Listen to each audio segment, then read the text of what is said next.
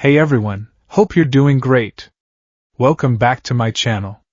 In today's video, we'll dive into what if Deku had Sans power.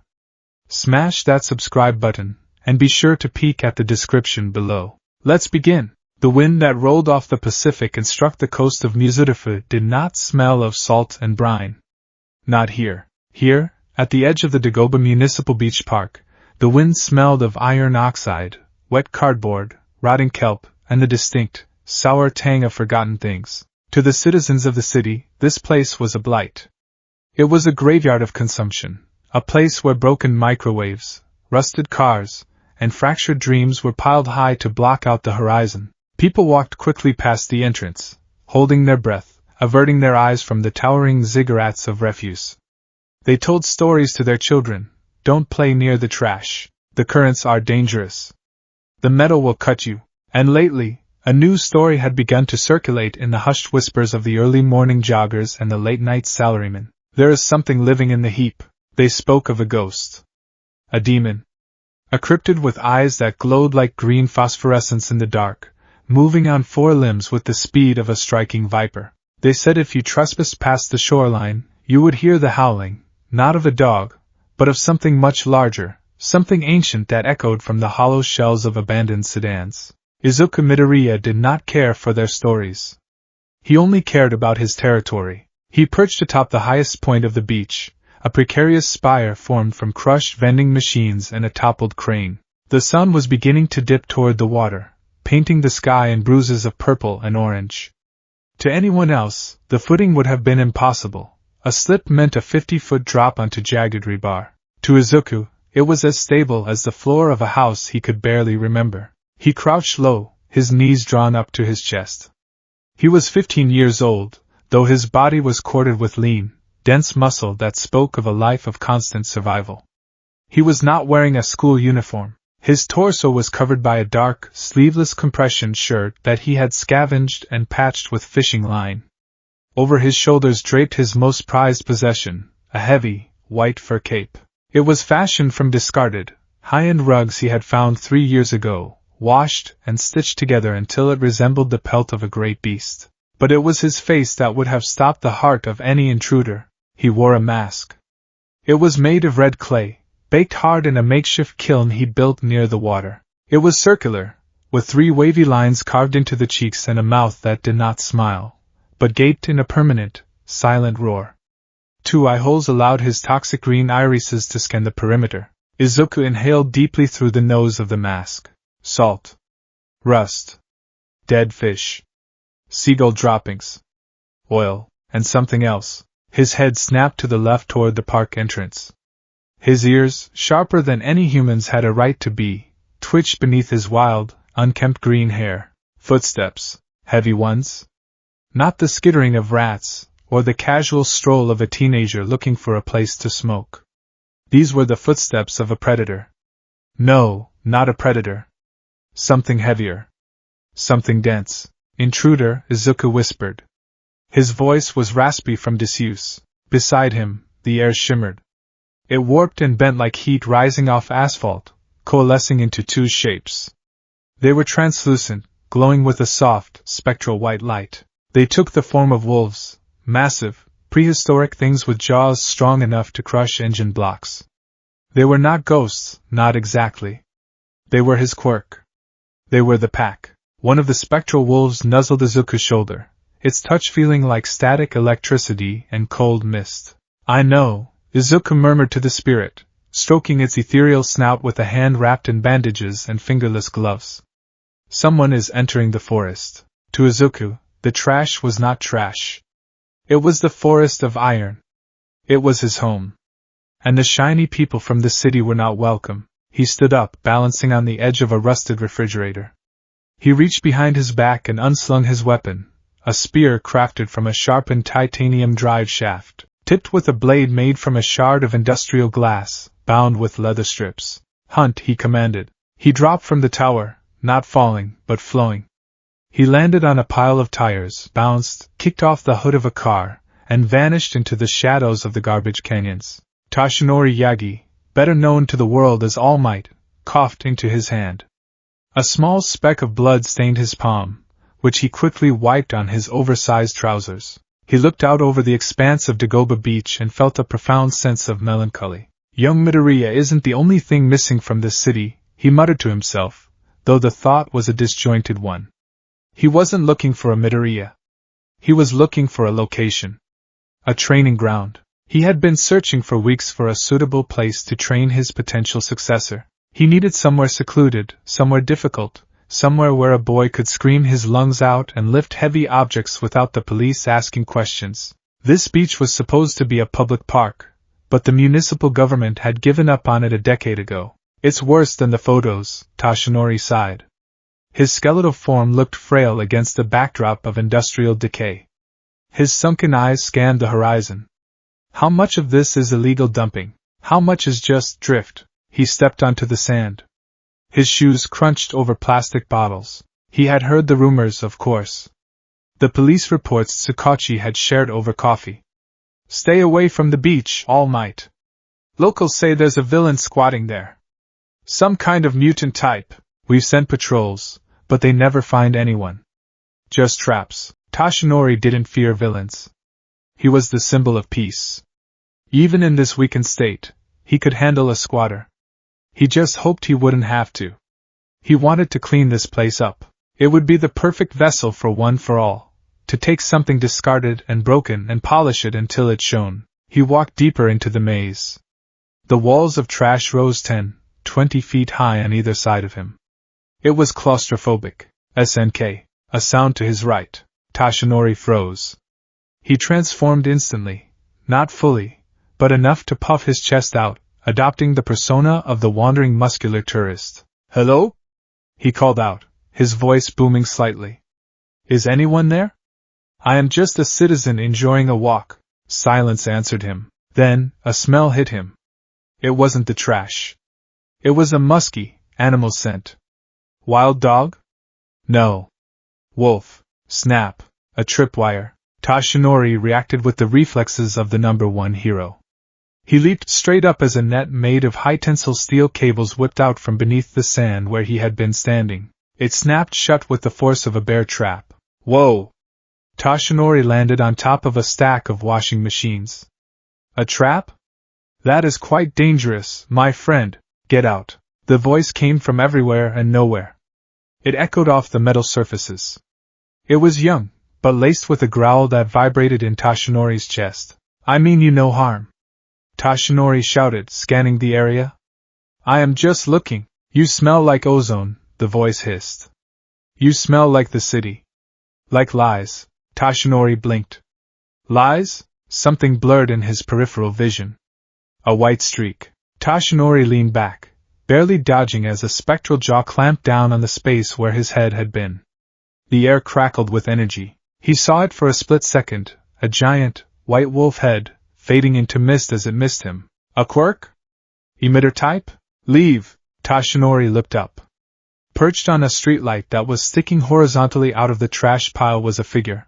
The boy was small, wild, and terrifying. The red mask glared down at him. The white fur cape billowed in the sea breeze. He held a spear pointed directly at Toshinori's heart. I am the guardian of this place, the boy said, crouching like a gargoyle. Go back to your shiny box. This is the rot. You don't belong in the rot. Toshinori dropped his smile. This wasn't a villain squatting for profit. This was something else. The boy's posture, the desperation in his voice, it reminded him of a wounded animal cornered in an alley. Young man, Toshinori said, holding up his hands. Why are you living in a garbage dump? It is not a dump. The boy screamed, and the sound was accompanied by a shockwave of pressure. It is the forest. And you are the Iron Demon. The boy launched himself. He didn't just jump. He cleared the 20-foot gap in a blink. He was fast. Incredibly fast. Toshinori didn't have time to be gentle. He crossed his arms to block. Clang. The spear struck his forearms. Toshinori expected it to shatter. It didn't.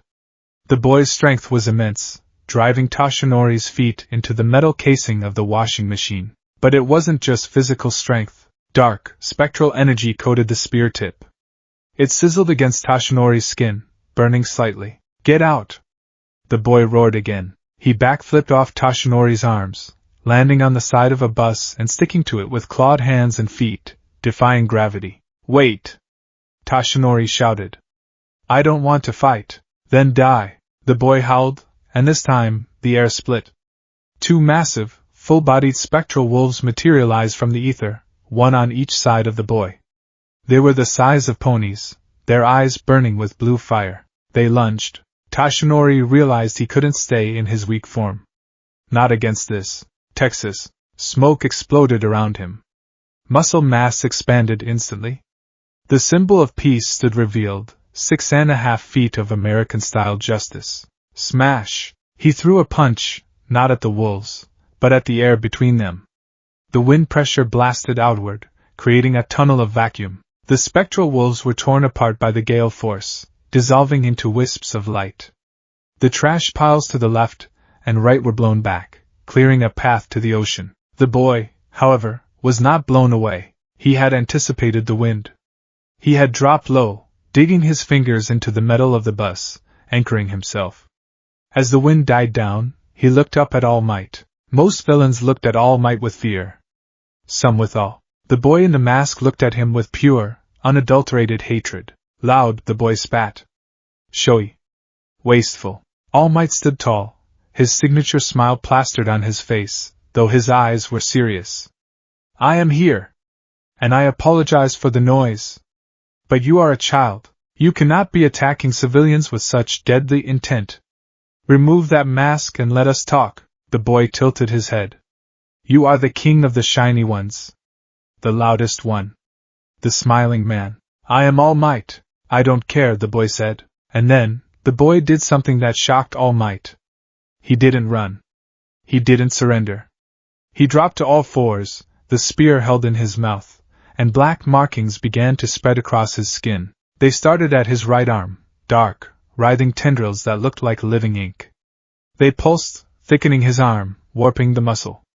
The air grew heavy, suffocating. It felt like standing next to a reactor leaking radiation. If you want to take the forest, the boy garbled around the spear, his voice deepening into a demonic resonance, you have to kill the god first. The spectral wolves returned, but this time, they weren't white. They were streaked with black veins. All Might felt a chill go down his spine. This power, it feels malevolent. Is it consuming him? The boy pounced. He was faster now. Much faster. All Might dodged a swipe of the spear that sheared the top off the bus as if it were butter. He weaved under a claw strike from the spectral wolf. Young man! Listen to me. That power is hurting you. Pain is life. The boy spun, lashing out with a kick that sent a wave of compressed air sharp enough to cut the fabric of All Might's suit. All Might gritted his teeth. He couldn't hit the boy. One solid punch from One for All would turn this child into a red mist. He had to restrain him. He waited for the next lunge. The boy came in low, aiming for the legs. All Might sidestepped, reaching out with a massive hand to grab the back of the boy's fur cape. Gotcha! But the cape tore away. It was a feint. The boy twisted in midair, defying physics, and latched onto All Might's arm. Burn, the boy hissed. The black tendrils on the boy's skin lashed out, wrapping around All Might's bicep. They burned like acid. All Might winced, instinctively flinging his arm out. The boy was thrown through the air, crashing into a mountain of tires. Please! All Might shouted, clutching his arm. The steam rising from his skin was dark. Stop this! I am a hero! The boy rose from the tires. The red mask was cracked now, revealing a sliver of freckled skin and an eye that was wide with adrenaline and madness. The black corruption was spreading, moving up his neck toward his face. Heroes, the boy rasped, clutching his head as if fighting a migraine. Heroes protect the city. The city makes the trash. You make the poison. You left me here. You all left me here. The ground beneath the boy began to rumble. The trash shifted. Metal groaned. The spectral energy was leaking out of him in torrents, animating the garbage. A golem of scrap metal and old wires began to form around him, fueled by his rage. He's going to lose control, All Might realized. He's going to destroy himself to kill me. All Might clenched his fist. He would have to knock him unconscious. A precise strike to the solar plexus. It was risky, but he had no choice. "I am sorry, young man," All Might whispered. He crouched, preparing to launch. The boy screamed, a sound of pure agony and fury, raising the spear to strike. And then, the world turned gray. The spectral wolves vanished instantly. The black tendrils on the boy's skin receded like water down a drain. The scrap metal golem collapsed into a pile of junk. The boy froze, stumbling forward, his superhuman balance suddenly gone. He looked at his hands, confused, his green eyes blinking rapidly. "The spirits," the boy whispered, his voice returning to a normal, terrified pitch. "They're gone." "What?" All Might paused, confused. "You're both irrational." The new voice was dry, tired, and utterly unimpressed. All Might looked up. Standing on top of a rusted crane, looking down at them through yellow goggles, his long black hair defying gravity, was Eraserhead. His scarf whipped in the wind, and his eyes glowed a menacing red. "Eraserhead!" All Might exclaimed. "All Might," Aizawa Shoda drawled, not breaking eye contact with the boy. "You're making a mess of my patrol route." "And you," he looked at the boy. The boy hissed at him, grabbing his spear again, but without the power of the wolves or the black corruption, he was just a fit teenager with a sharp stick. "Give it up, problem child," Aizawa said, dropping down from the crane and landing silently between the Titan and the feral boy. "I've erased your quirk. If you try to fight All Might with a stick, you'll die. If you try to fight me, I'll arrest you for public vigilance and assault." The boy backed away, pressing his back against a wall of crushed cars. He looked trapped. He looked small. "Give me back my pack," the boy growled, though his hands were shaking. "Not until you calm down," Aizawa said. He reached into his utility belt and pulled out a jelly pouch. "A calorie mate." He tossed it. The boy flinched, expecting a weapon. The pouch landed at his feet. "Eat," Aizawa said. "You're burning through calories at a suicidal rate. That curse of yours, it eats you when you get angry, doesn't it?" The boy stared at the pouch. He looked at Aizawa. Then at All Might. "It's not a curse," the boy said defensively. "It's the god of the forest. It's a meta ability," Aizawa corrected flatly. "And it's killing you. Look at your arm." The boy looked down. Where the black tendrils had been, his skin was red and blistered, smoke still rising from the pores. The fight drained out of him. He slid down the wall of cars, sitting in the dirt. He didn't take off the mask, but the aggression was gone, replaced by exhaustion. He snatched the jelly pouch, tore it open with his teeth, and downed it in seconds. All Might deflated, steam pouring off him as he returned to his skinny form. He coughed, wiping blood from his mouth. "You know him?" Tashinori asked Aizawa, gesturing to the boy. "I know of him," Aizawa said, his eyes returning to normal, his hair falling back down. "The Wolf of Dagoba. Vigilante reports have been piling up for months. Petty thieves found tied up with fishing line, illegal dumpers scared off by ghosts. He hasn't hurt anyone seriously. Until today." Aizawa turned his dark eyes onto the boy. "What's your name?" The boy hesitated. He adjusted the cracked clay mask. "San," he muttered. "Your real name?" Aizawa pressed. "The one on the registry. The one you had before you decided to cosplay as a cryptid." The boy looked at the ocean. The waves were crashing against the trash dam. "Izuku," he whispered. "Midoriya Izuku." Tashinori's eyes widened. "Midoriya? But..." "I looked into the registry for this area. The Midoriya family moved away 10 years ago. The mother, Inko Midoriya, she was hospitalized. She was hurt," Izuku snapped, his head jerking up. "By the curse. By me." Silence settled over the trash heap. "I was 4, Izuku said, his voice hollow behind the clay. "My quirk woke up. It wasn't nice? Like yours." He pointed a bandaged finger at All Might. "It was hungry. It wanted to hunt. The black worms came out. I hurt her. I didn't mean to." He curled his knees to his chest. "So I ran away. If I stay away from people, I don't get angry. If I don't get angry, the curse sleeps. The wolves are nice. The worms are bad. So you live in the trash," All Might said softly. "I protect the coast, Izuku corrected. Nature is trying to take this back. I help it. I keep the bad people out. You're a child living like an animal, Aizawa said brutally. And you're failing, Izuku growled low in his throat. I beat the robots. I beat the gangs. You almost let a parasitic quirk consume your mind because a hero walked into your yard, Aizawa countered. You think you're protecting nature? You're just slowly dying in a pile of garbage. Izuku gripped his spear, his knuckles white. Go away. I can't do that, Aizawa said. You attacked a pro-hero. That's a crime. Normally, I'd hand you over to the police.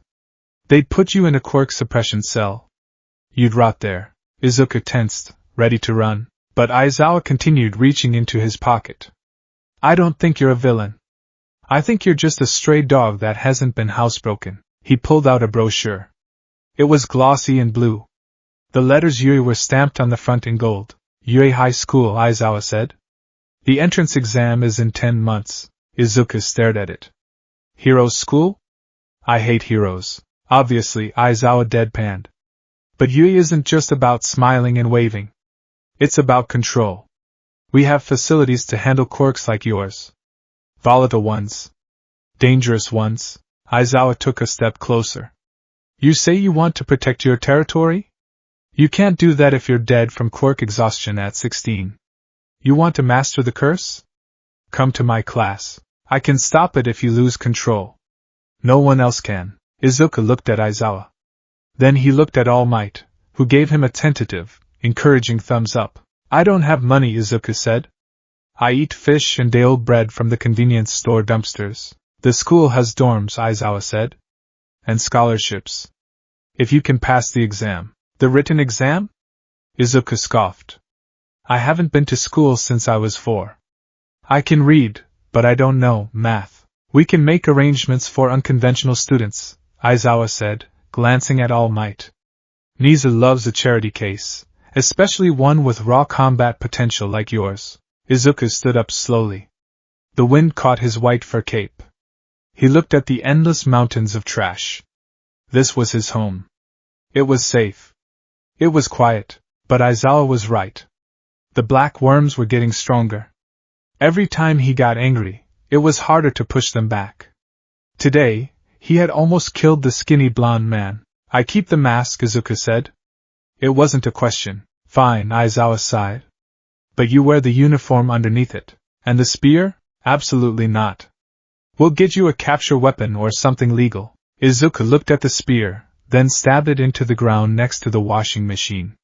He looked at All Might. You are strong, Izuku said to the skeletal man. For a shiny person. All Might chuckled, a warm, resonant sound. And you are fast, young Midoriya. For a wolf. Izuku looked back at Aizawa. 10 months? 10 months, Aizawa confirmed. I'll come by once a week to make sure you aren't eating rats or terrorizing the sanitation workers. And we'll start tutoring. Basic math. Japanese history. Laws about not stabbing people. I didn't stab him, Izuku muttered. I was going to maim him. That's not better, Aizawa said. He turned to walk away. Come on, All Might. Leave the kid. He needs to think. All Might nodded. He looked at Izuku one last time. He saw the potential there. The raw, untamed power. It wasn't one for all, but it was something magnificent. A force of nature. Take care of yourself, young Midoriya. All Might called out. The two heroes walked back toward the city entrance. Izuku watched them go. He waited until their scents had faded, the ozone and the coffee. Only then did he relax. He tapped his chest. Come out, he whispered. The air shimmered. The two white wolves materialized. They were smaller now, puppy-sized, whining softly. They licked his burned arm. The sensation was cool, soothing the blisters. I know, Izuku whispered to them, scratching behind their spectral ears. This city is scary. He looked at the brochure Aizawa had left on the washing machine. He picked it up with his claw-tipped gloves. Yui High School. Department of Heroics. He looked at the tagline, Plus Ultra. Go Beyond, Izuku read softly. He looked around at his kingdom of trash. He had conquered this place. He had survived the cold winters and the burning summers. He had raised himself among the gulls and the rats. Maybe, he said to the wolves. Maybe it's time to hunt on new grounds. He tucked the brochure into his belt. The sun finally set, plunging Dagobah Beach into darkness. But Izuku did not fear the dark. He was the wolf. And for the first time in 10 years, he wasn't just surviving, he had a target. Izuku climbed back up to his spire, threw his head back, and let out a howl that echoed through the tangled metal, a sound of challenge that reached all the way to the city lights. The wolf was coming to UA. 2 months later. The training had begun, though not the kind Aizawa had likely intended. Izuku didn't study in a library. He studied on the roof of a rusted minivan, using charcoal to write kanji on the hood. He learned algebra by calculating the trajectory of thrown scrap metal. He learned history by reading waterlogged magazines he found in the heaps. But mostly, he trained his body. He ran on all fours along the precarious ridges of the trash piles, carrying engine blocks on his back. He practiced his spirit arts, as he called them. Manifest, he grunted, sweat dripping down his nose beneath the mask. A spectral wolf appeared, solidifying into a platform. Izuku leaped onto its back, and the spirit launched him into the air. Cut! He swung his hand, channeling the energy into a condensed blade of white light, his fang. It sliced through a steel beam cleanly. He landed, panting. The control was getting better. The black worms hadn't surfaced in weeks. Hey! Trash boy! Izuku froze. He knew that scent. Nitroglycerin. Caramel. Aggression. He turned slowly, standing at the edge of the beach, hands in his pockets, looking disgusted and arrogant, was a boy with ash-blonde hair, Katsuki Bakugo. Izuku hadn't seen him in a decade. Not since the day the doctor told him he was quirkless, and then the next day when he manifested the wolves and ran away. But he remembered the smell. Kaken, Izuku whispered, the nickname slipping out from a buried memory. Bakugo squinted. He didn't recognize the feral figure in the cape and mask as his childhood friend. He just saw a squatter. I heard a villain was living here, Bakugo shouted, kicking a soda can. I came to blow you up for practice before the entrance exam. Don't die too quickly. Izuku tilted his head. The wolves inside him bristled. They didn't like this boy. He smelled like fire. Go away, Izuku warned, his voice deep and distorted by the mask. Make me, freak! Bakugo grinned, tiny explosions popping in his palms. Izuku lowered his stance. Aizawa had said no fighting. But Aizawa wasn't here. And this was his territory. Hunt, Izuku whispered. He vanished. Bakugo's eyes widened. He hadn't expected the speed. He blasted an explosion to his right, pure instinct. But Izuku was already above him, clinging to a streetlight. Too slow, Izuku mocked. What? Bakugo roared, blasting himself upward. The two clashed in midair, an explosion of orange fire meeting a barrier of white spectral energy. Bakugo was knocked back, landing in the sand. Izuku landed gracefully on a pile of trash. You have a good quirk, Izuku said, analyzing him. But you move like a human. Predictable. Who the hell are you? Bakugo screamed, smoke rising from his palms. Izuku touched his mask. I am the wolf, he said. And this is my forest. If you want to pass UA, you better get faster, fire boy. Bakugo stared at him, shaking with rage. But for the first time in his life, Bakugo looked unsure. He had met something he couldn't just blow up. Izuku turned and disappeared into the shadows of the trash. The entrance exam was in 8 months. And Izuku Midoriya was ready to eat the competition alive. The sun rose over Dagobah Municipal Beach Park, casting long, jagged shadows through the labyrinth of scrap metal.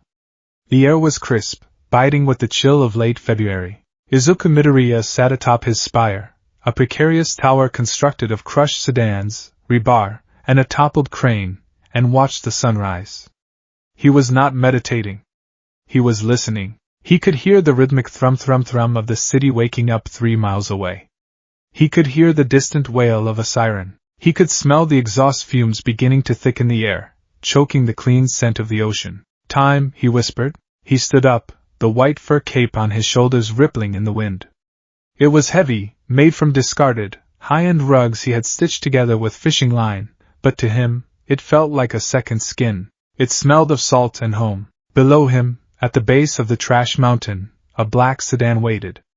Leaning against it was a man who looked like he hadn't slept in a decade. Eraserhead checked his watch. If you're not down here in 10 seconds, problem child, I'm driving to UA without you. Izuku didn't take the stairs. There were no stairs. He simply stepped off the edge. He fell 50 feet, his body relaxed, plummeting toward a pile of tires.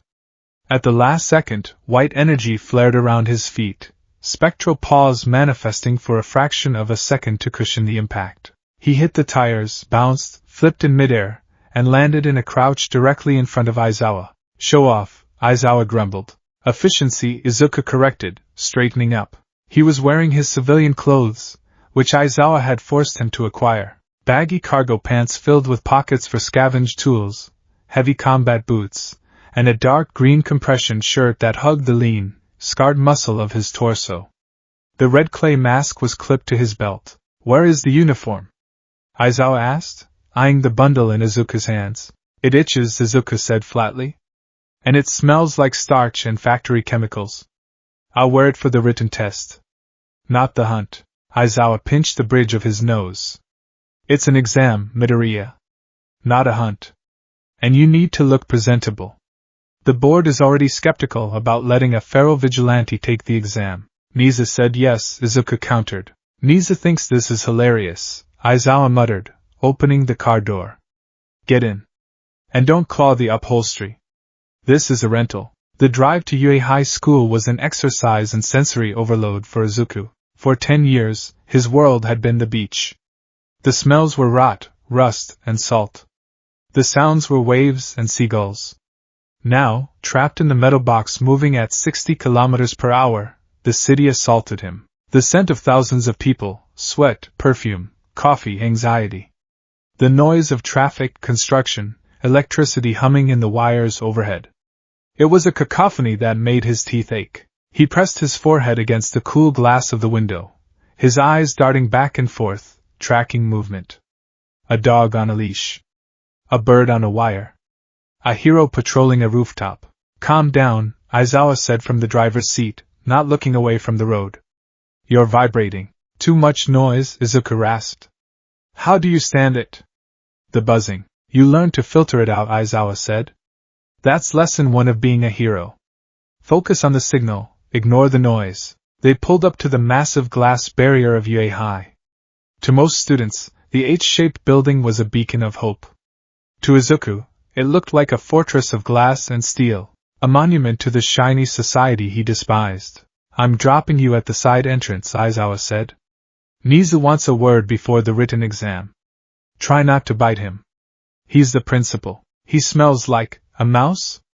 Izuku sniffed the air as the window rolled down. And a bear? And tea. Just go, Aizawa sighed. The principal's office was large, pristine, and smelled aggressively of Earl Grey. Izuku stood in the center of the room, feeling exposed. He had refused to sit on the plush leather sofas. Instead, he crouched slightly, his weight on the balls of his feet, ready to spring. Behind the massive oak desk sat a creature. It was small, white, and bore a scar over one eye. It wore a suit. Welcome, Mr. Midoriya. The creature chirped. Its paws were clasped together. I am Nizu, principal of UA High School. I've heard fascinating things about your tenure at Dagoba Beach. Izuku stared at him. You are an animal. Am I a mouse? A dog? A bear? Nizu laughed maniacally. I am the one who sets the rules. And more importantly, I am a high-spec. Izuku relaxed slightly. This wasn't a human. This was a creature of instinct, wrapped in the trappings of humanity. He could respect that. Aizawa says you want me to wear the stiff clothes, Izuku said, gesturing to the uniform folded in his bag. Protocol is important for social cohesion, Nizu said, climbing onto his desk. However, for the practical exam, we judge potential, not fashion. You may wear your gear. But for the written portion, uniform. We cannot have other students thinking we run a zoo. Though I suppose we do. Nizu's black eyes glittered. Tell me, Midoriya. Why do you want to be a hero? Aizawa's report says you hate them. I hate the shiny ones, Izuku corrected. The ones who pose for cameras while the trash piles up. The ones who treat the city like a stage and the weak like props. And you? Nisa asked. What are you? I am the cleaner, Izuku said. I am the wolf. The beach was dirty. I cleaned it. The villains were dirty. I scared them away. The city. He looked out the window. The city is very dirty. Nisa's smile widened, revealing sharp teeth. A sanitation hero? Or perhaps, a guardian of the ecosystem? Interesting. Very well, Midoriya. Go take the written exam. Do not fail. Intelligence is just another form of fangs. The written exam was torture. Izuku sat in the back row of a massive lecture hall. He wore the gray blazer and dark trousers of the middle school uniform Aizawa had procured. It felt like a straitjacket. He didn't sit in the chair properly. He perched on the seat, his feet gripping the edge of the cushion, his knees drawn up to his chest. The proctor had tried to correct him, but a low, vibrating growl from Izuku's chest had made the man decide it wasn't worth the paperwork. The test itself was manageable. Thanks to Aizawa's brutal tutoring sessions, if you get this math problem wrong, you run 10 laps carrying the fridge. Izuku knew the material, but his hand cramped around the pencil. He was used to gripping a spear, not a stick of graphite. He finished early. While other students sweated and erased, Izuku stared at the back of the head of the boy in front of him. Ash blonde. Spiky. Smells like nitroglycerin and burnt sugar. Katsuki Bakugo. Izuku's childhood friend. His tormentor. The one who had named him Deku. Bakugo was hunched over his paper, scribbling furiously. He radiated an aura of pure, concentrated aggression. Izuku felt the spectral wolf stir in his subconscious. They wanted to challenge him. Alpha, they whispered. Rival. Izuku suppressed them. Not now. The hunt is later. Everybody say hey. The voice boom shattered Izuku's eardrums. He clamped his hands over his ears, his shoulders hunching up. He was in the orientation auditorium now, surrounded by hundreds of other examinees. On the stage, President Mike was screaming. To the other students, it was loud. To Izuku, whose hearing could pick up a mouse heartbeat from 50 yards, it was physical pain. Welcome to my live show. Today, you bunch of listeners will be performing in a 10-minute mock urban battle. Izuku tuned out the screaming, focusing on the pamphlet. Robots. 3 types. 1-pointer, 2-pointer, 3-pointer. Destroy them to earn points. Destroy? Izuku frowned. Wasteful. Excuse me. May I ask a question? A hand shot up in the middle of the auditorium. A tall boy with glasses and blue hair stood up. He moved stiffly, like a robot himself. There appear to be 4 types of villains on this handout. If this is a misprint, then UA, the most prestigious school in Japan, should be ashamed of such a foolish error. The boy spun around and pointed a finger directly at the back of the auditorium. And you? The one with the curly hair and the distinct odor. Izuku blinked. Every head turned to look at him. He was still perched on his chair like a gargoyle. You have been muttering and growling this entire time.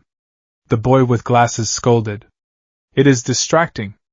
If you are here to treat this like a playground, then you should leave immediately. The auditorium went silent. The tension was thick. Izuku slowly uncoiled his legs. He stood up on the back of the chair, balancing effortlessly. He stared at the blue-haired boy. I growl, Izuku said, his voice carrying without shouting, raspy and low, because I smell prey. You smell like a textbook. Dry. Paper. He inhaled deeply through his nose, scanning the room. And the 4th robot. Izuku pointed at the pamphlet. Is a trap. In the wild, you don't fight the storm.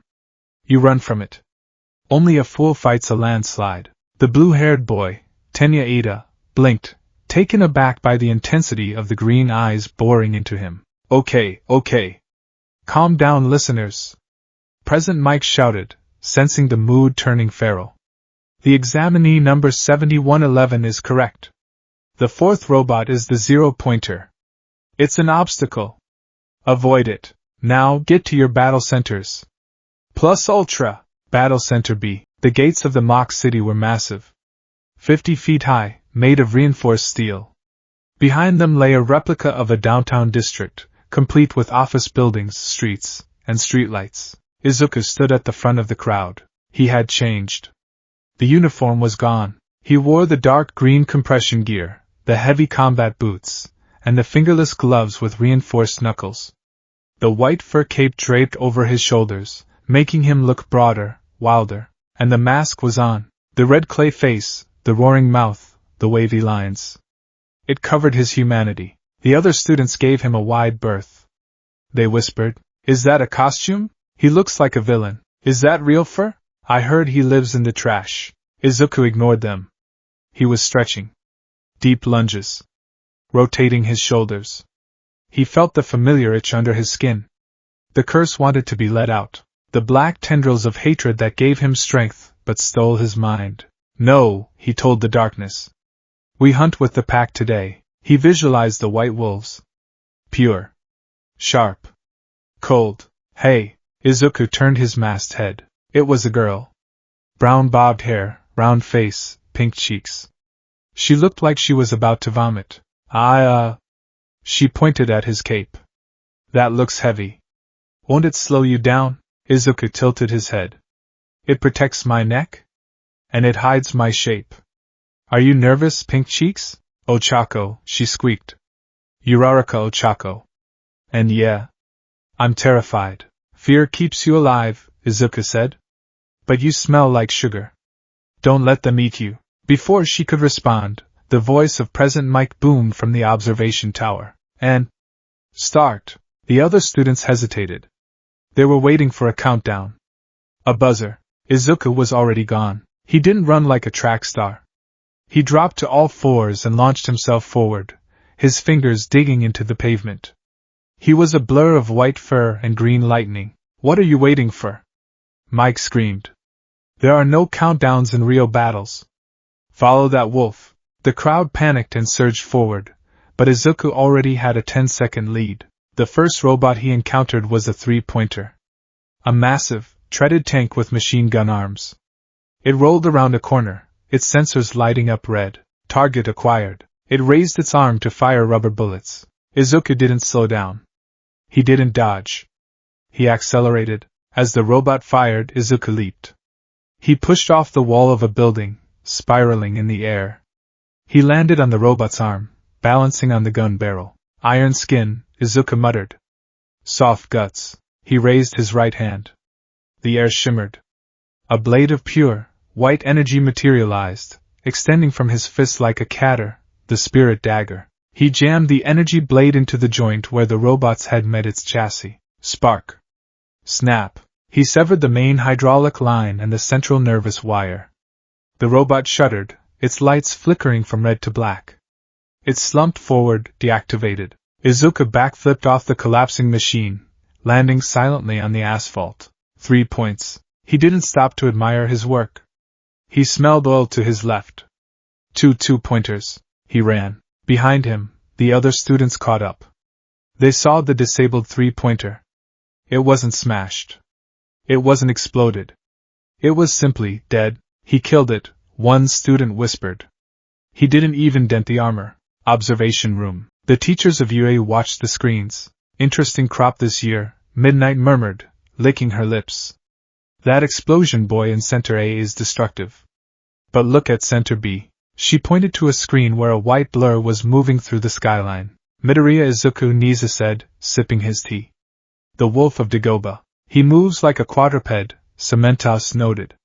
"His center of gravity is constantly shifting. It makes him hard to target." "He's not destroying them," Ectoplasm observed. "Look. He's dissecting them. He targets the sensory clusters, the power couplings, the joints. He knows exactly how machines work. He's been dismantling illegal dumping for years," Aizawa said from the back of the room. He was leaning against the wall, arms crossed. "He sees them as prey. He knows where the arteries are." "It's effective," Snipe drawled. "But is it heroic? He looks like a monster out there." On the screen, Izuku was currently riding the back of a 2-pointer like a rodeo bull, using his claws to rip out a wiring harness before kicking off and landing on a streetlight. "Heroism comes in many forms," All Might said. He was in his buff form, standing near the front. Sometimes, you need a knight in shining armor. Sometimes, you need the beast that keeps the wolves at bay. Let's see how he handles pressure, Niza grinned. His paw hovered over a large red button. Release the villain. Battle center be 8 minutes in. Izuku had 45 points. He was breathing hard, but he wasn't exhausted. The adrenaline was fueling him.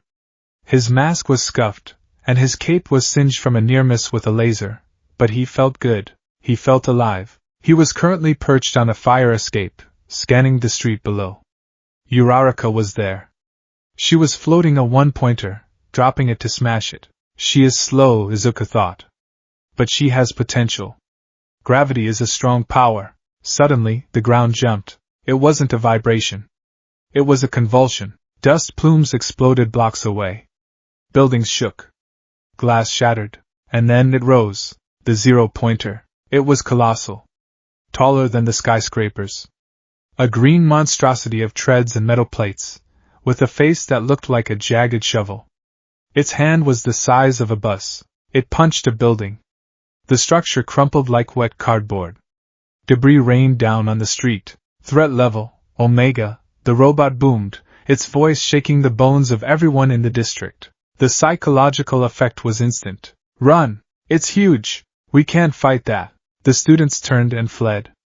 They trampled over each other in their haste to get away from the god of iron. Izuku stood on the fire escape, frozen. His heart hammered against his ribs. The spectral wolves inside him were howling. Run! Too big! Cannot hunt! Run! This was what he hated. This was the embodiment of everything wrong with the world. Massive. Mindless. Destructive. A machine that existed only to crush. He turned to leave. He had enough points. Survival was the law of the wild. Oh wow! The cry was faint, buried under the sound of crashing masonry. Izuku's ear twitched. He looked down. In the middle of the street, amidst the dust cloud, Uraraka was trapped. A piece of the crumbling building had pinned her leg. She was struggling, trying to lift the concrete, but she was exhausted. The zero-pointer was rolling forward. Its massive treads churned the asphalt. It was looking right at her. It raised a fist to flatten the obstruction. Izuku looked at the exit. Then at the girl. Soft. She smells like sugar. The memory of Aizawa's voice. You're just a stray dog if you don't learn to protect. The memory of All Might. I am here. Izuku snarled. A sound of pure frustration. Stupid pack instincts, he growled. He didn't run away. He ran toward the Titan. Ida was running away. He was checking behind him, ensuring others were evacuating. He saw the girl trapped. He stopped, calculating the distance. I can't make it. It's too close. Then he saw the blur. The boy in the white cape didn't run on the street. He ran up the side of a falling building. Izuku moved with a fluidity that defied physics. He leaped from the building, soaring through the dust cloud. He didn't aim for the girl. He aimed for the robot. He landed on the zero-pointer's arm just as it began its descent. Hey! Tin can! Izuku roared. His voice was amplified by the mask, a guttural bark. The robot didn't stop. It was a machine. It didn't care. Izuku sprinted up the arm. The metal was slick, but his boots, and the spectral claws extending from his feet, found purchase. He reached the shoulder. The head was right there. A massive, rotating sensor array. Forest. Art. Izuku screamed. The air around him turned black. For a second, he lost control. The hatred bubbled up. Destroy it. Break it. Kill the machine. Black tendrils exploded from his shoulders, replacing the white cape with a cloak of writhing shadows. His eyes glowed a toxic, violent purple. Forest art. God killer. He didn't use the dagger. He used the spear. He conjured a massive, spectral spike of black energy, 10 feet long, crackling with red lightning. He drove it downward. Crunch. The spear pierced the zero-pointer's neck plating. It went through the steel, through the insulation, and straight into the central processor unit. Izuku poured his rage into the strike. The black corruption on his skin spread to the robot. The metal began to corrode instantly, rusting and flaking away as if aged 1,000 years in a second. The zero-pointer froze. Its red eyes flickered. Then, A mournful, mechanical groan escaped its speakers. The massive arm, which had been inches from crushing Uraraka, went limp. The entire machine listed to the side, short-circuited by the sheer influx of chaotic energy. Izuku stood on the head of the fallen giant. The black tendrils were writhing, trying to consume him. He could feel them biting into his skin, urging him to keep destroying. The building next. The street. The people. No! Izuku screamed, clutching his head. He ripped the mask off. He gasped for air. White pack, help. He forced the image of the white wolves into his mind. The calm. The cold. Slowly, the black sludge receded. The purple light faded from his eyes, replaced by his natural green. He fell to his knees, exhausted. The zero-pointer began to tilt. It was falling backward, away from Uraraka. Izuku slid off the head. He didn't have the energy to land gracefully. He was free-falling from 20 stories up. This is going to hurt, he thought numbly. Slap. He stopped in midair, inches from the ground. He floated there, weightless. Release. He dropped into the dust. Uraraka was there. She was pale, covered in dust, vomiting a rainbow of glittery bile, but her hand was reached out, fingers pads glowing pink. She had slapped him as he fell, just before the nausea took her. Izuku lay on his back, staring at the sky. His body ached. His arm, where the curse had manifested, was red and steaming. The silence was absolute. Then, slowly, the other students began to creep back. They looked at the fallen zero-pointer, a mountain of metal defeated by a single boy. They looked at the boy, who was now just a teenager in dirty clothes, gasping for breath. He took down the giant. Someone whispered, "Did you see that black stuff? Is he a hero?" Izuku sat up. He grabbed his mask from the dirt and clipped it back to his belt. He looked at Uraraka. She wiped her mouth and looked at him with huge, watery eyes. "You saved me," she whispered. Izuku stood up, swaying slightly. He offered her a hand. "You were in the way," he grunted, pulling her up. Prey shouldn't stand in the road. But he didn't let go of her hand immediately to steady her. "Thanks," she beamed, despite the terror. "Mr. Wolf." "Izuku," he corrected softly. "Time's up." Present Mike screamed. 1 week later, the letter arrived at the apartment Aizawa had helped Izuku rent, using funds from the Hero Vigilance Prevention budget. Izuku sat on the floor. The apartment was empty, save for a sleeping bag, a few weights, and a stack of books. He opened the envelope. A holographic disc fell out. All Might appeared. He was in a yellow suit, smiling. "I am here." As a projection, Izuku watched, impassive. "Young Midoriya, you have passed the written exam." "Barely. You need to work on your English." "But you passed." Izuku nodded. "English is just noises. But the practical." "Oh, the practical." The screen changed. It showed the scoreboard. Villain points, 45. A respectable score. But not enough to pass on its own. However, the video cut to the footage of the zero-pointer. It showed Izuku running toward the danger, while everyone else ran away. It showed him tearing the God of Iron down to save one girl. A hero's job is to risk their life to turn lip service into action. Rescue points. The counter spun rapidly. Rescue points, 60. Total, 105. First place. All Might shouted. "You are the top of the pack, young Midoriya. But remember, power without control is just destruction. At Yui, we will teach you how to be a hero, not just a force of nature." The hologram reached out a hand. "Welcome to your Hero Academia." Izuku stared at the light. He felt the spectral wolves settle around him, their ghostly forms filling the empty room. They weren't growling. They were waiting. Izuku picked up the mask. He traced the wavy lines on the cheek. "We're in," he whispered to the silence. He stood up and walked to the window, looking out at the city lights. They didn't look quite as hostile as they used to. The Wolf of Dagoba had found a new hunting ground. And its name was Class 1A. The tie was a noose. That was the only logical conclusion Izuku Midoriya could draw as he stared at himself in the cracked mirror of his small, government-subsidized apartment bathroom. The red fabric was meant to be a symbol of prestige, a marker of belonging to the elite UA high school. To Izuku, it was a snare. It constricted his throat, threatening to cut off his air, threatening to domesticate him. Stupid, he hissed, his voice raspy with morning disuse. He tugged at the knot.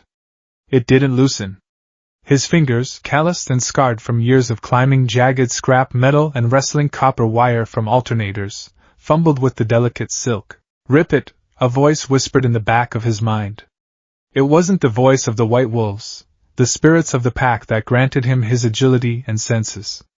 It was the other voice. The dark one, the one that smelled like tar and felt like burning. Tear it off. Shred the shirt.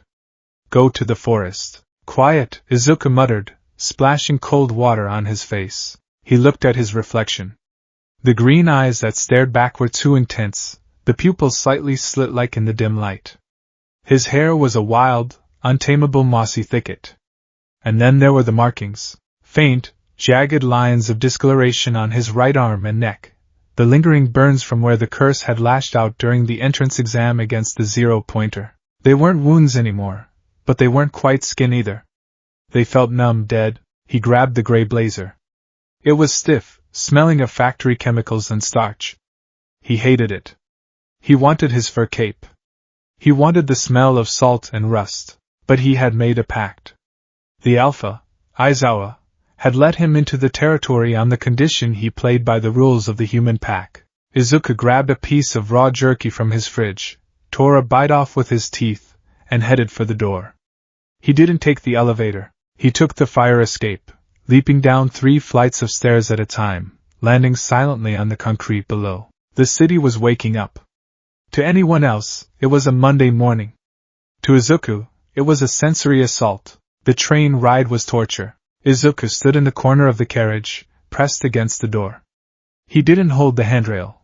His balance was perfect, his legs adjusting instantly to every sway and lurch of the train. But the smells, sweat, cheap cologne, coffee, anxiety, ozone, hairspray, decaying teeth, fried food. It was a thick, suffocating soup of humanity. Izuku breathed through his mouth, trying to filter it out, but his enhanced senses were a double-edged sword. He could hear the heartbeat of the businessman standing 3 feet away, a rapid, erratic thump-thump-thump that suggested high blood pressure. He could hear the tinny leak of music from a girl's headphones across the car. He closed his eyes and visualized the beach. The crash of the waves. The silence of the rust. Soon, he promised himself. Just survive the day.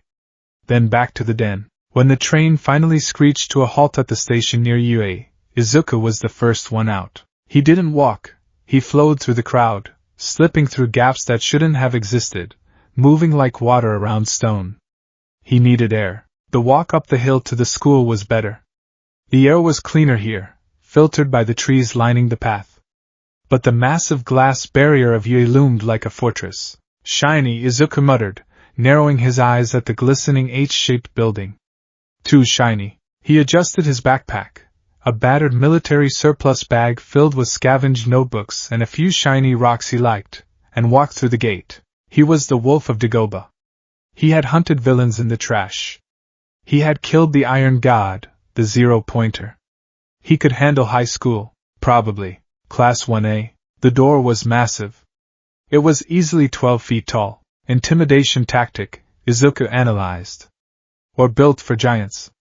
Maybe mutants. He didn't push it open with his hands. He nudged it with his shoulder, sliding in silently. The classroom was bright. Too bright. The morning sun hit the polished floors and reflected into his eyes. But what hit him first was the noise. Remove your foot from the desk. Such an action is insulting to those who came to UA and the craftsmen who made the desk. Ha!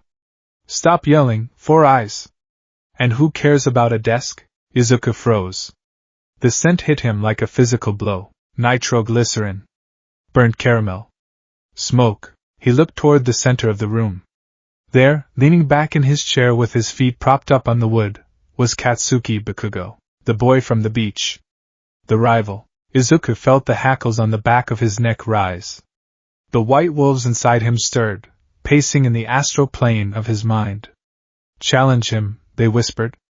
Bite him. No, Izuku whispered. Civilized. He walked into the room. He didn't walk down the center aisle. He stuck to the wall, moving silently toward the back. He found his desk. Seat 18. He looked at the chair. It was hard plastic. Uncomfortable.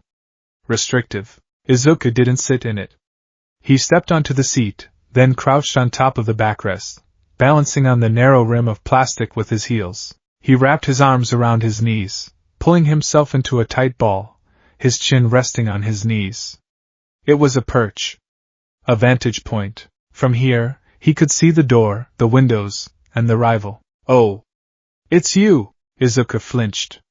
He turned his head. Standing there, beaming like a sunrise, was the girl with the round face. Smells like sugar. And mochi. And nausea? The wolf boy! She exclaimed, clapping her hands. From the entrance exam. You were amazing! That punch, or spear thing? Whatever it was. You saved me! Izuku stared at her. He blinked slowly. Pink cheeks. Huh! She touched her face. Oh, I'm Uraraka Ochako. I wanted to thank you properly. I tried to find you after the exam, but you vanished. I don't like crowds, Izuku rasped. Too loud. Oh. She looked at him, perched on the chair like a gargoyle. She didn't look scared. She looked curious. Is that comfortable? Tactical, Izuku said. High ground. It's a classroom, a stiff voice interjected. Tenya Ida chopped the air as he marched over. You! The distinct odor boy. Get down from there immediately. You are disrespecting the sanctity of the learning environment. Izuku narrowed his eyes. He let out a low, vibrating growl from his chest. It wasn't loud, but it was deep enough to rattle the pencils on the desk. Ida stopped mid-chop. Did you just growl at me? You are loud, Izuku said. You smell like engine oil and rules. I am Ida Tenya. And rules are the foundation of society. Rules are for people who can't smell danger, Izuku countered. Before Ida could respond, the door to the classroom slid open. Whatever Ida was going to say died in his throat. Izuku's head snapped toward the door. He had heard the heartbeat before the door opened, slow, rhythmic, tired. A yellow caterpillar rolled into the room. The class fell silent. The yellow lump wriggled, and a face emerged. Unkempt black hair, bloodshot eyes, stubble. It took you 8 seconds to shut up, the man said, standing up and shedding the sleeping bag like a cocoon. Time is limited. You kids are not rational enough. Izuku uncoiled slightly. The Alpha, Aizawa Shota scanned the room. His eyes landed on Izuku, perched on the back of the chair. He didn't scold him. He just nodded once, imperceptibly. I'm your homeroom teacher, Aizawa Shota. Nice to meet you. He reached into his sleeping bag and pulled out a stack of blue gym uniforms. Put these on and head to the grounds. We're doing a quirk apprehension test. A test? Uraraka gasped. But what about the entrance ceremony? The orientation? Aizawa turned, his hair falling over his eyes. If you want to be a hero, you don't have time for leisurely events. Yuri runs a freestyle school system. That applies to us teachers as well. He looked directly at Izuku. The Ministry of Education allows schools to ban students. If you think you can coast by because you passed a written exam, you're wrong. The bottom-ranked student will be judged as having no potential and will be expelled. The class gasped. Expelled? Uraraka cried.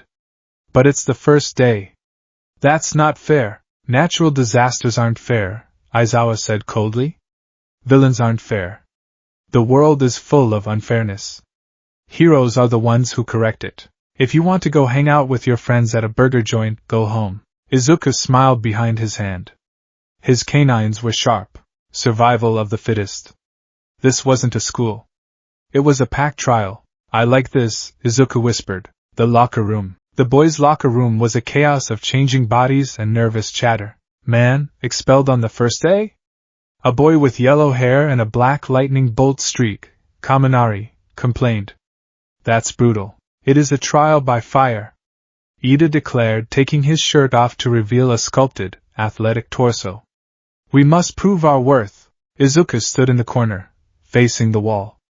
He unbuttoned the stiff white shirt. He hated peeling it off. It felt like shedding a layer of skin. He dropped the shirt. Whoa, dude.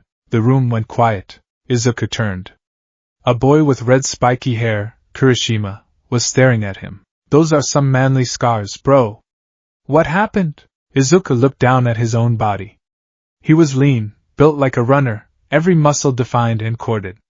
But his skin was a map of his life in the trash. There were jagged white lines on his back from sliding down scrap metal. There were circular puncture wounds on his shoulder from a stray dog he'd fought when he was 7. But the most terrifying marks were the black ones. Veins of dark, necrotic-looking tissue branched out from his right shoulder, snaking down his arm and up his neck. They weren't scabs. They looked like ink injected under the skin, pulsing faintly. The mark of the curse. Occupational hazards, Izuku muttered, pulling on the blue gym tracksuit. You're the trash guy, right? A small, purple-haired boy, Mineta, squeaked, backing away. The one who lives in the dump? Is that contagious? Izuku looked at Mineta. He didn't blink. Only if you bite, Izuku said deadpan. Mineta shrieked and hid behind a boy with 6 arms, Shoji. In the corner, Bakugo slammed his locker shut. The metal dented under his grip. He hadn't looked at Izuku once. He was vibrating with rage. He remembers, Izuku thought. He remembers the fight on the beach. He knows I'm not the pebble anymore. The pea grounds. The sun was high now. The air smelled of dust and ozone. Aizawa stood with a clipboard. Midoriya. You finished first in the practical exam. In junior high, what was your best result for the softball throw? I didn't go to junior high, Izuku said. The class blinked. Right, Aizawa said, ignoring the whispers. Homeschooled. Well, what's your best throw? 40 meters, Izuku said. Without the pack. Try it with your quirk, Aizawa said. Do whatever you want as long as you stay in the circle. Izuku walked to the circle. He picked up the ball. It felt light. Too light. He looked at the field. It was open. Grassy. Wind direction, southwest. Speed 15 knots. He didn't wind up his arm. Instead, he dropped into a low stance, legs spread wide. He held the ball in his right hand, but he didn't prepare to throw it like a baseball. He brought the ball to his mouth. He inhaled. The air around him seemed to be sucked into a vacuum. The grass flattened. Dust swirled toward him. What is he doing? Kaminari whispered. Breathing, Bakugo growled. His eyes narrowed. Izuku's chest expanded unnaturally. The spectral image of a massive white wolf head superimposed over his own, its jaws opening wide. Spirit art howl. Izuku bit down on the ball, not with his teeth, but with a sudden, pressurized expulsion of air and spectral energy. He didn't spit the ball. He launched it with a shockwave. Boom. The sound was like a cannon firing. A ring of dust exploded outward from the circle. The ball vanished, leaving a trail of displaced air cutting through the sky like a jet stream. Aizawa looked at his device. 705.3 meters. What? The class screamed. That's over 700 meters. Kaminari yelled. That's awesome. He spit it? Siro asked, horrified and impressed. That's gross but cool. It looks fun. Ashido cheered. We get to use our quirks as much as we want. Aizawa's face darkened. Fun? You have 3 years to become a hero. You think you can have fun while people are dying? Fine. Let's make this interesting. The student with the lowest total score will be expelled immediately. The smile dropped from everyone's faces. Izuku just cracked his knuckles. Good. No mercy. Event 1 50-meter dash. On your mark, the robot camera intoned. Izuku was paired against Ida. Ida stood in a sprinter's stance, his engines revving. Vroom. Vroom. Izuku didn't stand. He dropped to all fours. His fingers dug into the track. His hips were high. His muscles coiled like springs. Get set. Bang. Ida was fast. His engines exploded with blue flame. Recipro burst. But Izuku was an arrow. He didn't run. He bounded. His stride was inhumanly long, his spine flexing to add power to every leap. The spectral wolves ran alongside him, ghostly paws overlapping with his own, reducing his wind resistance, increasing his traction. He crossed the line. 3.04 seconds. The robot announced. Ida crossed a moment later. 3.22 seconds. Ida skidded to a halt, smoke pouring from his calves. He looked at Izuku. who was already standing up, dusting off his hands. You run like a beast, Ida said, adjusting his glasses. It is efficient, but unorthodox. Engines need warm-up, Izuku said. Muscles don't? Event 2, grip strength. Izuku took the dynamometer. He squeezed. 56 kilograms. Weak, he muttered. Human hands are weak. He closed his eyes. Lend me a claw. A spectral white claw superimposed over his hand. He squeezed again. Crunch. The machine shattered. Plastic and metal rained onto the floor. Ah, Izuku said. Too much. Mizo Shoji, who had scored 540 kilograms, looked at the pile of plastic. You owe the school a new one. Event 3, standing long jump. Bakugo used his explosions to fly across the sandbox. Izuku didn't fly. He crouched, channeled the wind into his legs, and jumped. He cleared the sandbox entirely, landing in the grass on the other side. He stuck the landing on all fours, silent. Event 4, repeated sidesteps. Mineta was the king of this event, bouncing off his balls. Izuku was fast, but his movements were jagged. He was built for straight lines and attacks, not repetitive side-to-side motion. He scored above average, but not top tier. The climax, Bakugo's turn. Katsuki Bakugo stood in the circle for the ball throw. He was shaking. He had watched Deku all morning. The nerd who used to follow him around. The quirkless pebble. Now, that pebble was outrunning engines. He was crushing machines. He was looking down on him. He thinks he's better than me, Bakugo thought. The nitroglycerin in his sweat glands popped and fizzed. He's been hiding this for 10 years. He lied to me. Die! Bakugo screamed as he threw the ball, adding a massive explosion to the launch. 705.2 meters, Aizawa read. What? Bakugo roared. He beat me by 0.1 meters. Bakugo turned. Izuku was standing near the back of the group, watching him. That mask, even without the clay mask, Izuku's face was a mask. Blank. Animalistic. Bakugo snapped. DKU. Explosions erupted from his palms. He launched himself at Izuku. You bastard! Tell me how you did that. Since when do you have a quirk? The class screamed. Bakugo, stop! Kirishima yelled. Aizawa's eyes glowed red. His scarf began to lift, but he didn't need to intervene. Bakugo closed the distance in a second. He aimed a right hook, laden with explosive power, directly at Izuku's face. Izuku didn't blink. He didn't retreat. He stepped into the guard. Izuku ducked under the swing, moving faster than Bakugo's eyes could track. He grabbed Bakugo's wrist with his left hand, using the momentum to spin him. With his right hand, Izuku slashed the air. Spirit Art Fong. A dagger of pure, condensed white energy materialized in Izuku's grip. It hummed with a sound like a singing crystal. Izuku swept Bakugo's legs, slamming him into the dirt. In the same motion, he pinned Bakugo's right shoulder to the ground, the tip of the energy dagger hovering millimeters from Bakugo's eye. The heat from the energy blade singed Bakugo's eyelashes. The explosion died in Bakugo's palm. Silence. The entire class was frozen. Aizawa had his hand on his scarf, but he hadn't moved. Izuku crouched over Bakugo, his knee pressing into Bakugo's chest. The wolf was fully present in Izuku's eyes now, pupils blown wide, teeth bared in a silent snarl. Deku is dead, Izuku whispered.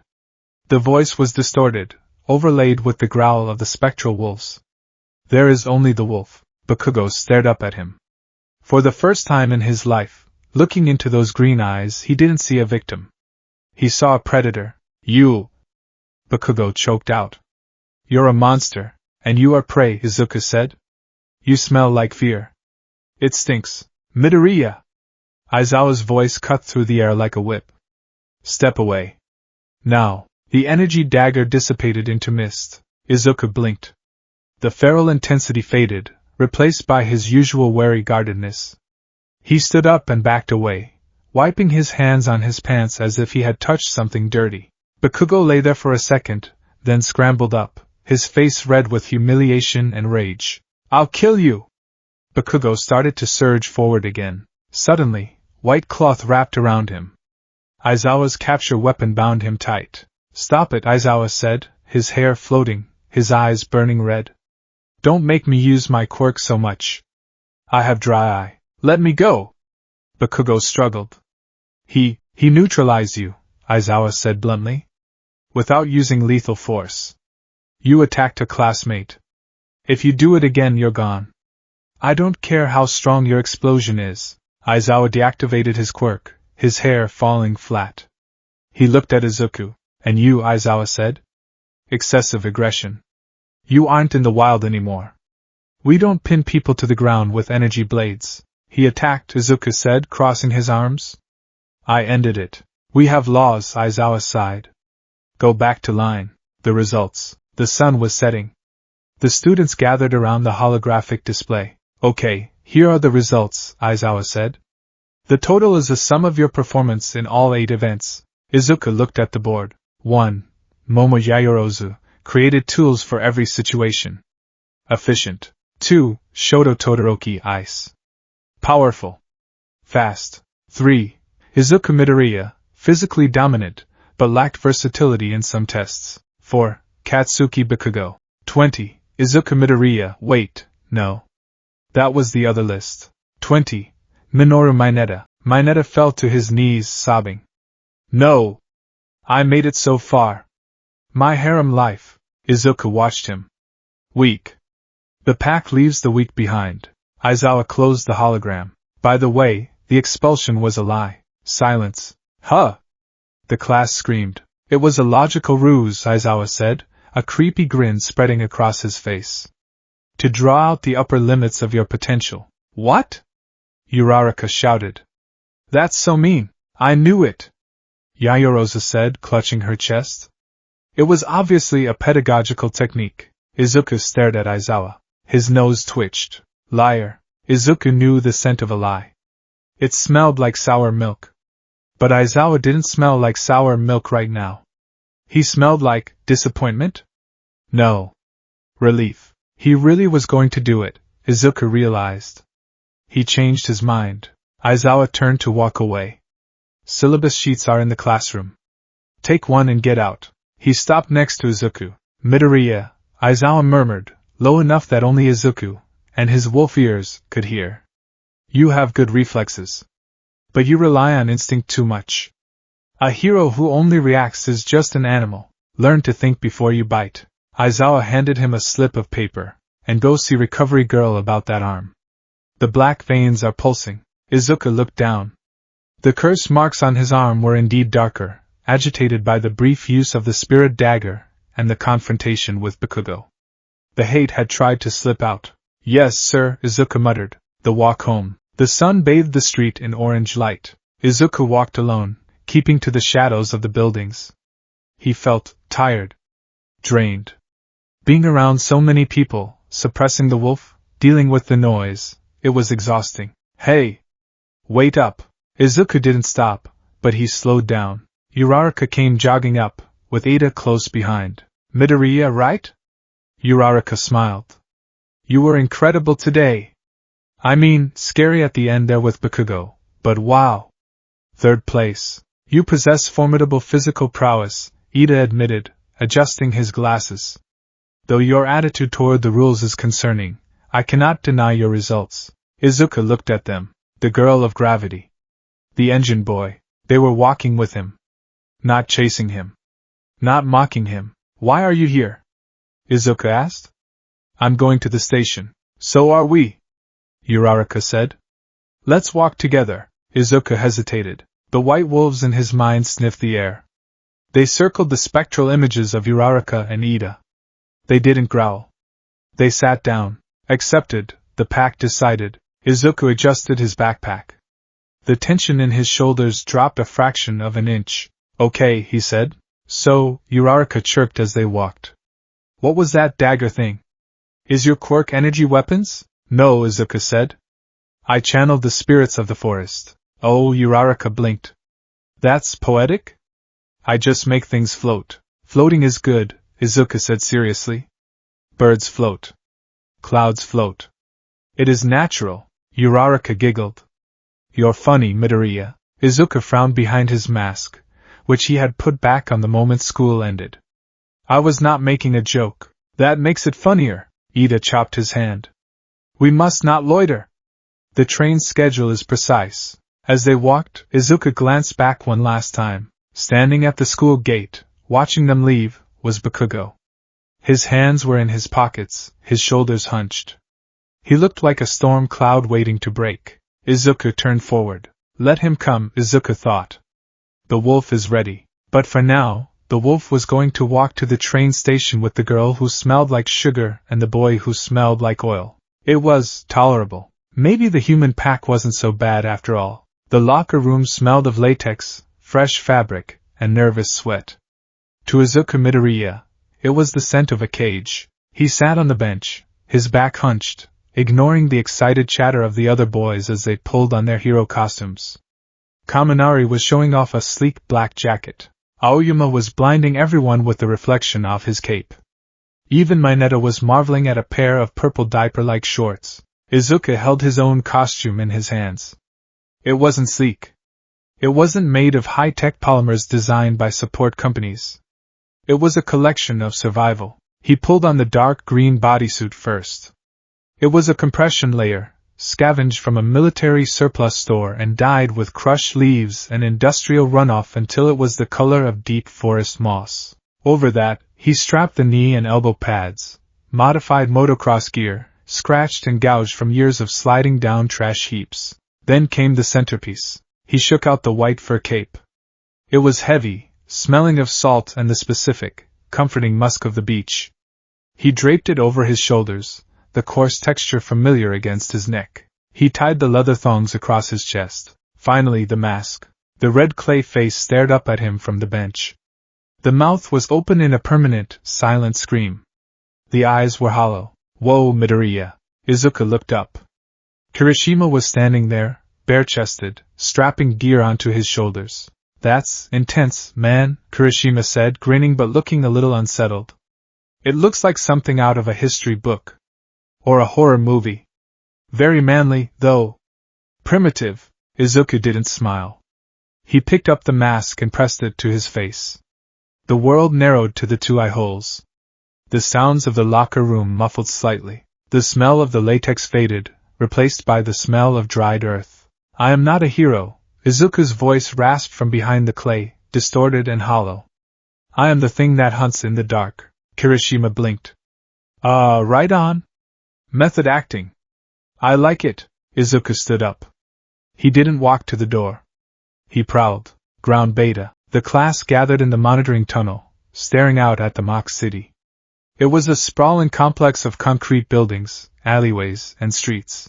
To the other students, it looked like a battlefield. To Izuku, it looked like a canyon of stone. Dead stone. I am here. The voice boomed from the tunnel entrance, shaking dust from the ceiling. All Might burst into the room, wearing his Silver Age costume, his cape fluttering in a wind that didn't exist. Coming through the door like a hero, the class erupted in cheers. It's All Might. Look at that cape. So retro. Izuku retreated to the back of the group, pressing himself against the cold concrete wall. He hissed quietly. Too loud. Too bright. He smells like a thunderstorm. All Might scanned the students, his smile beaming. Welcome to Hero Basic Training. Today, we stop studying books and start studying battle. He pulled out a small remote. The scenario is simple. Villains have hidden a nuclear weapon somewhere in the hideout. The heroes must go in and either capture the villains or secure the weapon within the time limit. The villains must protect the weapon or capture the heroes. Izuku tilted his head. Protect the territory. Or invade the territory. Simple. Teams will be decided by lottery. All Might announced, holding up a yellow box. Izuku watched the students draw lots. He waited until the end. He reached into the box with a gloved hand, claw-tipped, reinforced with steel, and pulled out a ball. Team A. He looked around. A girl with large eyes and a wide, frog-like mouth was holding the matching ball. Tsuya Adri. Izuku walked over to her. She didn't flinch at his mask or the heavy fur cape. She just looked up at him, blinking calmly. Ribbit, she said. I'm Tsuya Adri. Call me Tsuyu. Izuku looked at her. He sniffed the air. Water. Algae. Cool skin. No fear. Frog, Izuku rasped. Amphibian. Ambush predator. Tsuyu tilted her head. I suppose that's true. You're the wolf boy, right? Midoriya-chan? Izuku corrected automatically, then caught himself. Izuku. But in the mask. I am just the hunter. Okay, Hunter-chan, Tsuyu said impassively. I think we'll work well together. We both like the wet and the dark. Izuku felt the spectral wolves inside him settle. They liked her. She wasn't prey. She was part of the ecosystem. And your opponents? All Might bellowed, pointing a massive finger at them. Team A will be the heroes. You will face Team D. Izuku froze. Across the room, standing next to a tall, armored Ida, was Katsuki Bakugo. Bakugo was wearing a black tank top with a massive orange X across the chest. His arms were encased in giant, grenade-shaped gauntlets. He wasn't looking at All Might. He was staring directly at Izuku. His eyes were burning with a hatred that felt hotter than fire. The explosion boy. The iron engine. Destruction, Izuku whispered. An industry. Bakugo bared his teeth in a savage grin and dragged a thumb across his throat. This isn't a trial, Izuku muttered to Tsuyu. It's a war. The setup. The building was a 6-story concrete block. Inside, on the 4th floor, the papier-mâché nuclear bomb sat in a bare room. Bakugo paced the room like a caged tiger. Ida was busy clearing away loose pebbles and taping off the floor. Bakugo! Ida scolded, chopping his hand. Stop pacing! We need a strategy. Midoriya is fast, and his quirk is unpredictable. We need to fortify the entrance. Shut up, Four Eyes, Bakugo growled. Low, dangerous. You guard the rock. I'm going hunting. What? That is not the mission. The mission is to protect the weapon. The mission, Bakugo hissed, turning to face Ida, sparks popping in his palms, is to crush that nerd. He's been looking down on me. Hiding his power. Laughing at me. Bakugo walked to the door. I'm going to turn him into a rug. Bakugo! Come back here! The door slammed shut. Ida sighed, adjusting his helmet. So unprofessional. Very well. I shall be the perfect villain alone. I will embody the spirit of evil. Outside, the buzzer sounded. Start. Izuku and Tsuyu stood at the front entrance. The blueprints say there are stairs on the east side, Tsuyu said. We could. No, Izuku interrupted. Stairs are choke points. They expect us there. He walked to the wall of the building. He placed a hand on the concrete. We go up. Up? Tsuyu asked. Izuku didn't answer. He dug his fingers into the concrete. His grip strength, enhanced by the passive energy of the wild god, allowed his reinforced gloves to puncture the stone like it was drywall. He began to climb.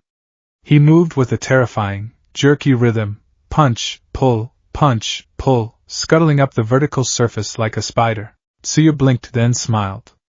Ribbit. I can do that. She leaped, sticking to the wall with her hands and feet, following him easily. They reached the 3rd-floor window. It was locked. Izuku didn't break it.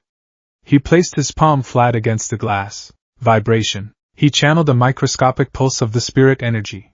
A high-frequency howl transferred through touch. The glass shattered silently, turning to dust rather than jagged shards. They slipped inside. The hallway was dark. I can see in the dark, Tsuyu whispered. Camouflage? Yes, Izuku said. Stay on the ceiling. I will take the floor.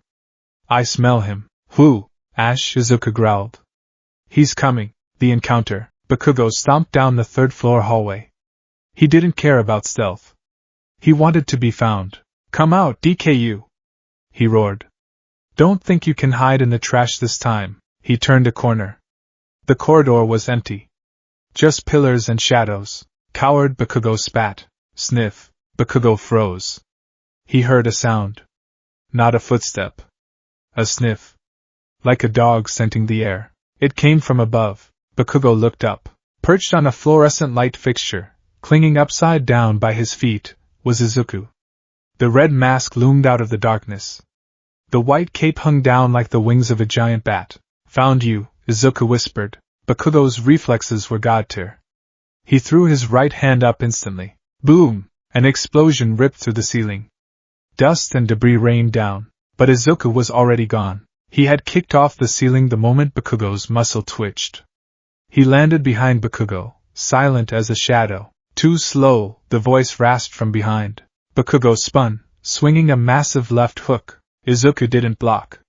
He ducked, his body practically folding in half. He swept his leg out, aiming for Bakugo's ankles. Bakugo jumped over the sweep, using a small explosion from his feet to propel himself backward, creating distance. "You think your little parkour tricks will work on me?" Bakugo yelled. He raised his gauntlet. "I've been analyzing your moves, nerd. You rush in close because you don't have range." Bakugo pulled the pin on his gauntlet. "Eat this."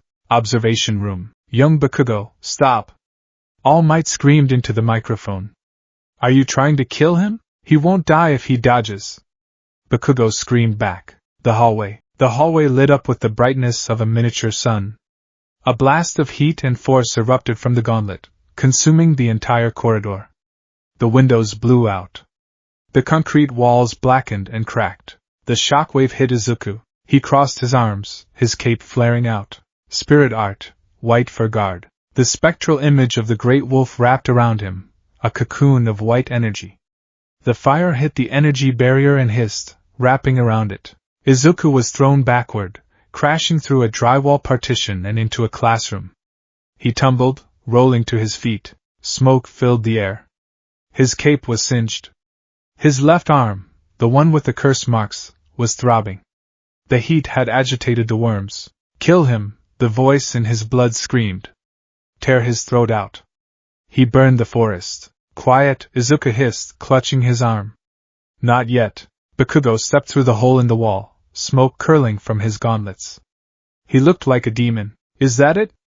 Bakugo laughed. "Is that all the power you found in the garbage?" Izuku stood up. He reached behind his back. He didn't have his spear. Aizawa had forbidden it. But he had the capture tape. And he had the pack. "Tsuyu," Izuku whispered into his comms. "Go to the weapon. I will hold the fire." Ribbit. "Are you sure, Izuku-chan?" "He looks angry." "He is just loud," Izuku said. "Go." Izuku lowered his stance. He spread his fingers. 2 spectral wolf heads materialized on his shoulders. They weren't fully formed wolves, just heads and necks made of white plasma, snapping and snarling at Bakugo. 2 against 1, Izuku said. Bakugo grinned. "Good. More to blow up." The weapon room. Tsuyu Ajiri crawled through the ventilation duct. She was silent, her body temperature regulating to match the ambient air, making her invisible to thermal sensors if Ida had any. She peered through the grate. Ida was standing by the weapon. He was monologuing. "Behold!" Ida shouted to the empty room. "I, the nefarious villain Baron, have secured the ultimate weapon. The heroes will never breach my fortress of solitude." "Mwahaha!" Tsuyu blinked. "He's really getting into it." She carefully unlatched the grate. She needed to be quick. Ida was fast. She dropped. She landed softly behind a pillar. Ida spun around. "Who goes there?" "Ribbit," Tsuyu said, launching her tongue. It slapped against Ida's helmet, momentarily blinding him. "Gah! Foul amphibian tactics!" Ida shouted, flailing. Tsuyu hopped toward the weapon. She was fast, but Ida was an engine. Vroom. Ida cleared the distance in a blur, placing himself between Tsuyu and the bomb. "You shall not pass," Ida declared. "I have cleaned this floor so I can drift perfectly." He wasn't lying. The floor was spotless. Ida engaged his engines, sliding and drifting around Tsuyu like a race car, creating a whirlwind. "This is troublesome," Tsuyu muttered. "Izuku-chan, I might need backup." Static on the line. Then a roar. The 3rd floor. The fight was brutal. Izuku wasn't using the spirit dagger. It took too much focus. He was fighting with raw, animalistic agility. He bounded off the walls, the ceiling, the desks. He was a blur of green and white. Bakugo was struggling to track him. He fired explosion after explosion, blasting desks apart, turning the classroom into a splintered mess. "Stop moving, you rat!" Bakugo screamed. He predicted Izuku's path. He fired a blast ahead of Izuku. Izuku saw it coming. He twisted in midair, but the shockwave caught him. He slammed into the floor. Bakugo was on him instantly. He pinned Izuku down, his hands smoking against Izuku's chest. Gotcha, Bakugo grinned. Where's that big talk now? Where's the wolf? Izuku looked up. The mask was cracked. Underneath the mask, Izuku's eyes were changing. The green was being swallowed by black scara. The curse was waking up. Get off! Izuku growled. Black tendrils erupted from Izuku's chest, wrapping around Bakugo's wrist. What the hell? Bakugo flinched. The black sludge burned like acid.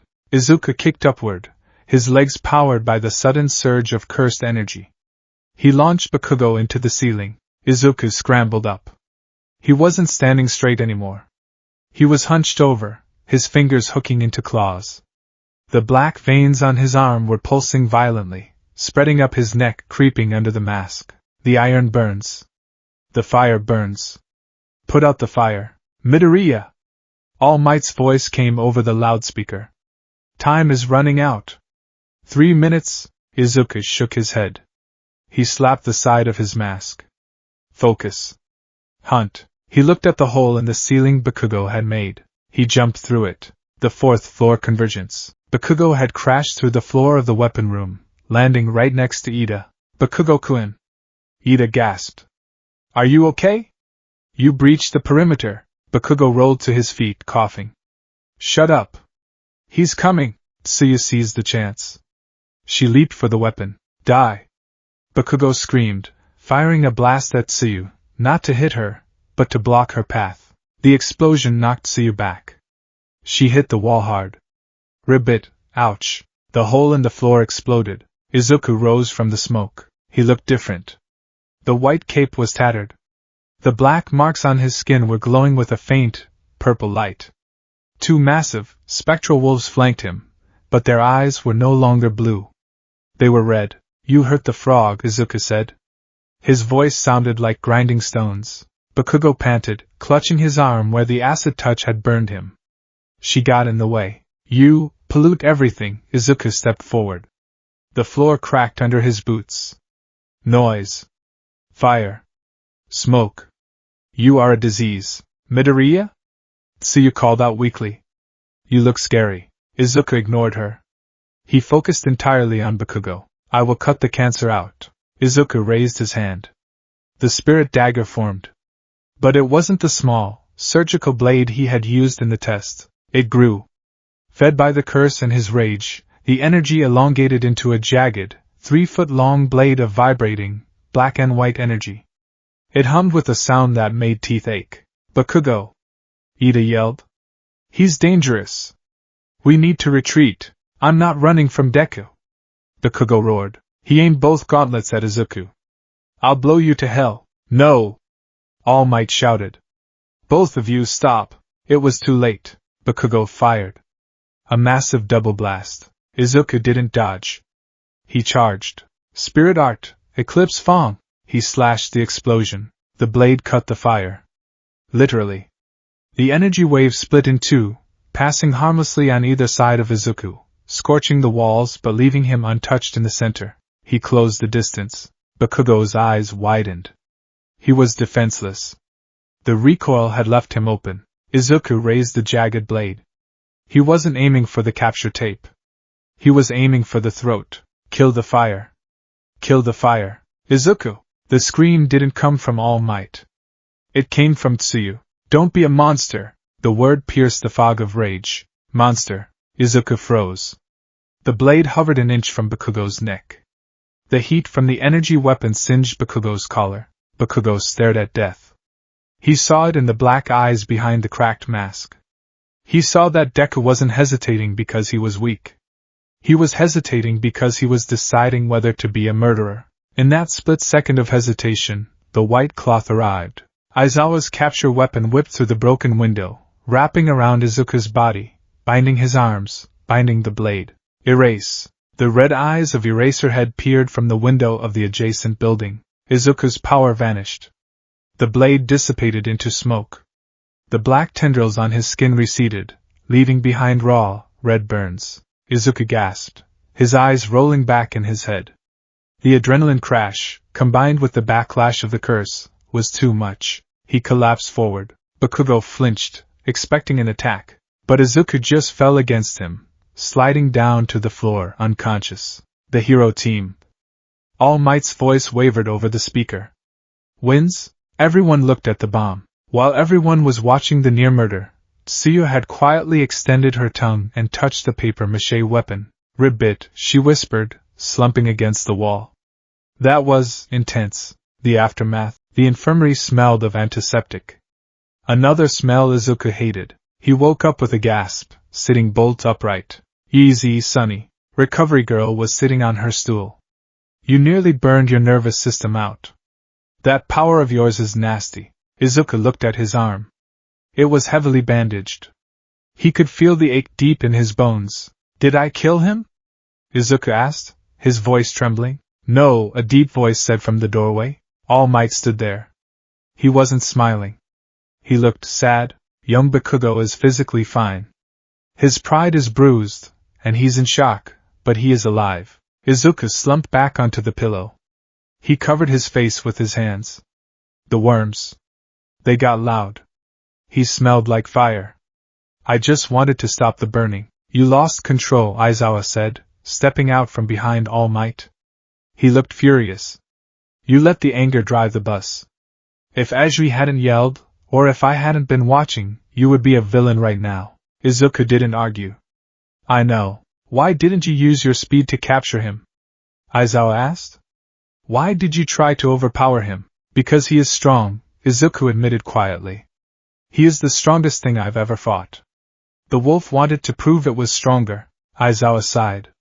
He walked over to the bed and sat on the edge. That's pride, Midoriya. Not survival.